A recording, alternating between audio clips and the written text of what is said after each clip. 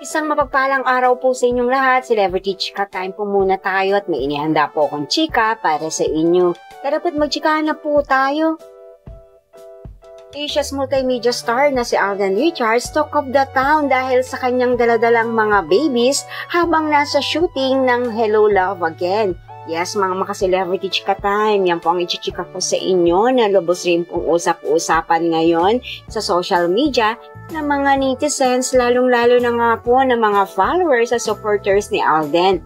And of course, bago po tayo dumako riyan, nais ko po munang batiin mga team bahay, team abroad at mga seniors natin dyan. Shout out po sa inyong lahat at happy Saturday po.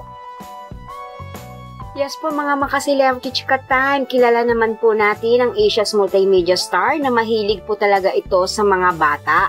Sa katunayan nga po, sa Itbulaga noong mga nagdadaang panahon ay very close sa kanya si Raisa May Dizon at si Baste na kung saan nga po ay bestie o best friend po niya si Baste at ito naman nga pong si Raisa ay kanyang anak-anakan.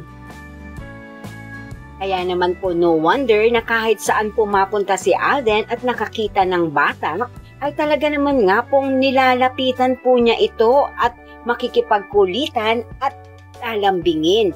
Isa po yan sa katangian ni Alden, ang very malapit sa mga bata. Lalo pa at kung cute na cute po ito. At narito nga po ang isang short video clip na nagpapakita na talaga nga pong very malapit si Alden sa bata na habang nasa taping ng Hello Love Again ay may kinarga nga pong magkapatid. Narito po at panurin po natin.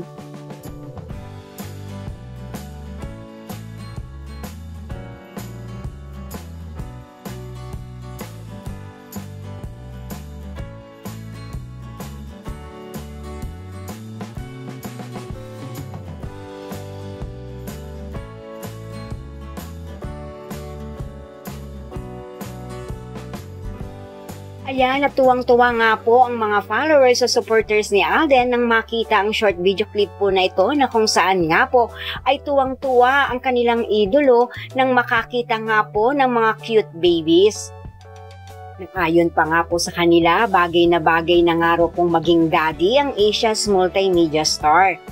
Yan po ang aking chika updates for today. Salamat po sa inyong panunood. Huwag po kalimutang mag-subscribe. Pwede po mag-comment sa ibaba. Basta't wag lamang po harsh o nakakasakit sa isa't isa. Salamat po muli. Spread love, not hate.